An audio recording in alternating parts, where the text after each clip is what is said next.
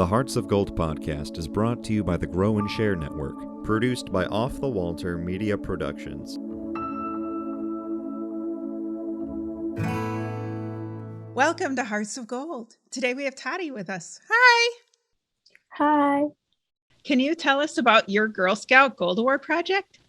Yes, so my project was about mental health within elementary students. And with the help of my team, we created a website called Calm4you. And it was really fun putting it all together. And so this website provides different coping skills and videos that I made, and then also videos that other people had made, articles and videos to help normalize mental health. And then also just some background on me and my own personal story.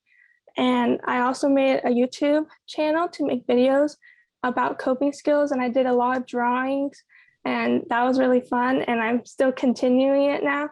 And I had my website, Calm4you, shared to the Brentwood Union School District, which is where I live, and then the Rescue Union School District, which is also in California, but kind of like up north. And then I also got to share it to all the way in New Jersey, which that was so awesome, in Wayne District. How did you connect with those different schools? My great neighbors, our old neighbors, they actually moved to Cameron Park. And when I was trying to make connection, I was like, I should probably ask people I know. Like, that's the first thing. So I asked my old neighbor, and, she got me the website of the school and the district and the contact information. And it was really great. And then same with New Jersey. My mom's, our family friend, they live in New Jersey after they moved from California. And she also gave me the information. And so just really lucky to have those connections. Who else was on your team?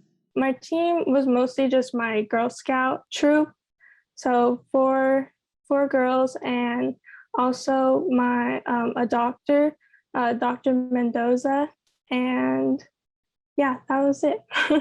What prompted your project? In 8th grade, I actually got hit in the head with an elbow. And so this caused a brain injury. And I was about 13 at the time. And my only thoughts about mental health were just like, when you need help, you go to therapy. There wasn't really anything that I knew very detailed. But when I got hit, I had to stay home, a lot of hospital visits, and it was really tolling on my mental health and obviously the physical pain that comes with a brain injury. And so, 13-year-old having to deal with like all these changes, it was really difficult, and definitely just not going to school, not seeing friends.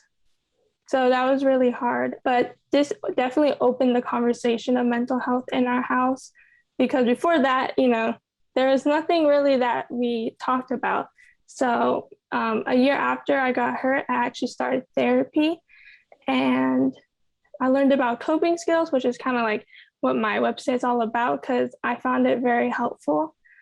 So actually Dr. Mendoza, who is working with me on my project, she was the one who taught me about coping skills and how to deal with your own mental health.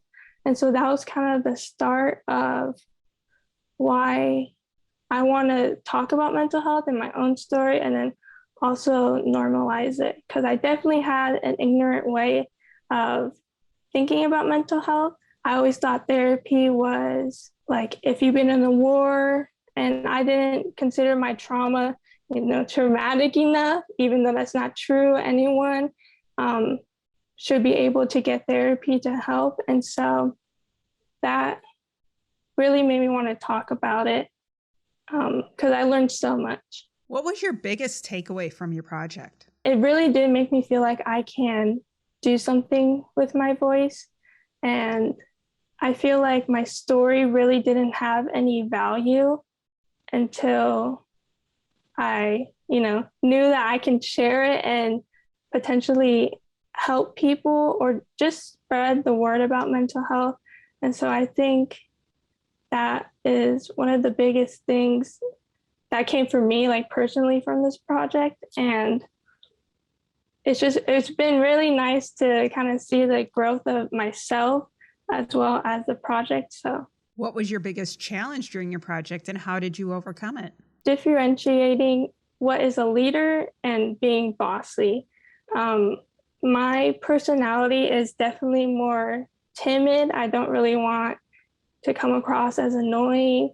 And so when, I was trying to assemble everything and, get stuff done because like we have timelines, I noticed that some of my team members were not responding back. And I was like, should I keep pushing and try and be a little more bossy? But then I had a meeting with Dr. Mendoza, and she said, this is your project and you're the leader, and you have to be communicative to show how much it means to you. Because I didn't want to add stress to my team members because, we're in a pandemic. We're all teenagers, juniors taking AP classes. And so the last thing I wanted to do was stress my teammates, but I definitely did get to communicate with them better. And we ended up, getting all the deadlines and without causing all added stress. I kind of made deadlines for everyone. So it wasn't like super specific, like everyone, should be done by that day. I asked, like, do you have practice and stuff like that? When are you most free? Maybe we can have like a chat if you need help. And so that was really good.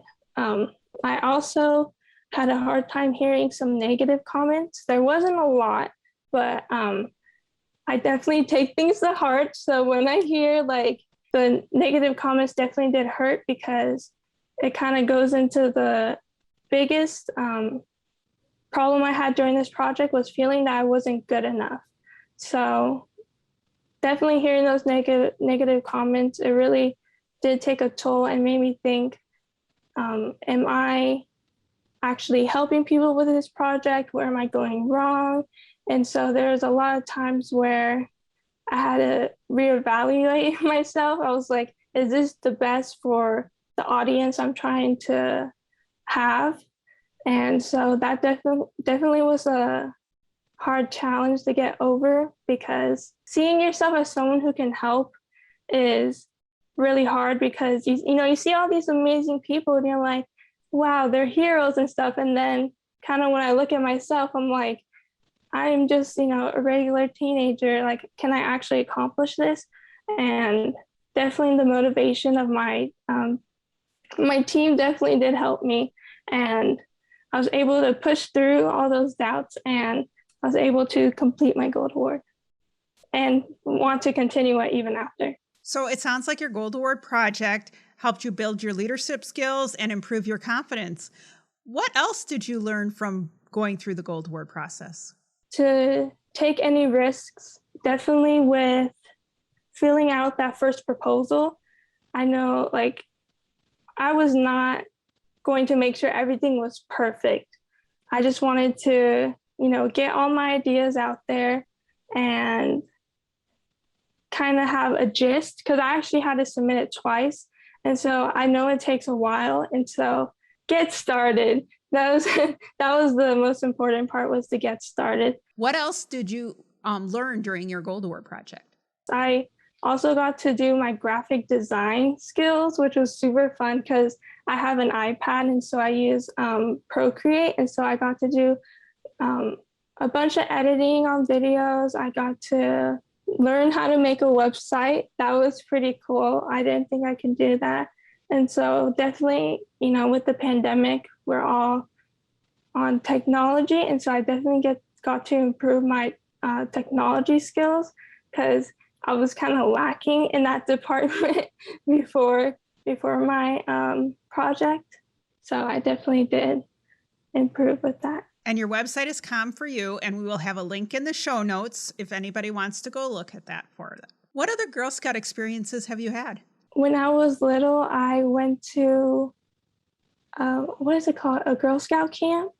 And my mom and I went, and it was really fun. I remember the smell of bug spray, like whenever I smell bug spray, I think of those memories. And we got to make, little pins. We hung out. I learned archery, so that was really cool. Just a lot of good memories. My mom was actually my first troop leader, and so Girl Scouts definitely has, big place in my heart. I did move into another troop like in high school, but all those memories from Girl Scouts when I was little, I think that's the biggest thing. So I'm really grateful to have all those memories. What was it like transitioning into a new troop in high school after you'd been in the same troop since Daisy's? Emotionally, it was hard because, I grew up with these girls all my life, and I didn't really want to say goodbye, but, we're all going our different ways. But I'm still friends with a lot of them, so I'm grateful for that. But I knew a lot of the girls in that troop. We were friends from school, and we just knew each other like from extracurriculars. And so that was kind of an easier transition. I never felt like I was the odd one out, which I was very grateful for because I know that's like one of the hardest things. And so I was definitely welcomed with, lots of love and support. And so that definitely did help moving from troop to troop. What are your future plans? Well, I'm a senior right now, so I'm going to go to college next year. So that's pretty crazy. I'm really hoping to get to into UCs. I'm thinking of majoring in environmental or psychology, one of those fields I'm most passionate about, I feel like. So I think I would want to go that route. But that's kind of all all I've thought about my future.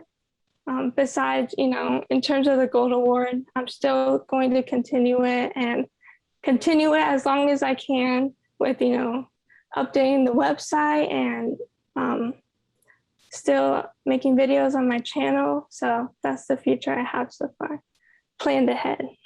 Is there anything else you'd like to share with the audience? This was one of the biggest things for me, my Gold Award, was to pick a topic that you are like 110% passionate about. Because in the beginning, I was, looking at all these Girl Scout Gold Awards, and I was like researching. I was like, what can I do for this? And I started building a lot of building stuff, and I was like, okay, I can do that. But it really did not was set in my heart. It wasn't something that I was passionate about, and so I was not excited to start. And so I thought a lot about what I should do, and I realized how important mental health has been in my life in the 4 past years. And when I had that, and I know I'm passionate about it, the whole journey, the whole year that I spent on my Gold Award, it did not feel like a chore at all. Like every time, I would go on my website and update it, I was excited. And so that would be one piece of advice that I would give.